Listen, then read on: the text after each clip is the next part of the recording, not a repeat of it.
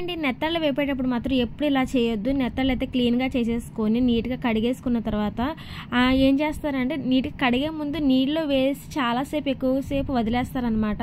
వేడి నీళ్ళు కూడా గోరువెచ్చగానే ఉండాలి కానీ ఎక్కువ హీట్గా ఉండకూడదు. ఉండడం వల్ల ఏంటంటే చేపలు బాగా ఉడికిపోతాయి అనమాట. ఉడికిపోయి మెత్తగా అయిపోయి కూరల్లో వేసుకున్నప్పుడు ఫ్రై చేసేటప్పుడు గుండ అయిపోద్ది అనమాట.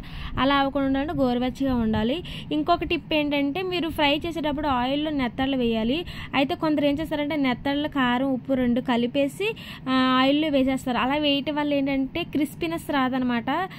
అందులోని కారం వేయటం వల్ల ఫస్టే కారంతో మనం ఫ్రై చేసే వల్ల ఏంటంటే మాడిపోతుంది. కారం మాడిపోవడం వల్ల నెత్తళ్ళకు కూడా చేదైతే వచ్చేస్తుంది అనమాట. ఇదైతే ఒకసారి మీరు అబ్జర్వ్ చేయండి. నేను ఈ వీడియో పోస్ట్ చేస్తున్నాను కదా, ఒకసారి మీరు ట్రై చేయండి నేను చేసినట్లుగానే. ఫస్ట్ ఆయిల్ వేసి నెత్తళ్ళు వేసిన తర్వాత సాల్ట్ వేయండి. అవి బాగా క్రిస్పీగా ఫ్రై అయిన తర్వాత మాత్రమే కారం వేసేసి తర్వాత మీరు ఫ్రై ఇంకా తీసేయండి. బ్లాక్గా అయిపోకూడదు. అయిపోవడం వల్ల ఏంటంటే ఇంకా నెత్తళ్ళు ఏమవుతుందంటే చేదు వచ్చేస్తుంది అనమాట.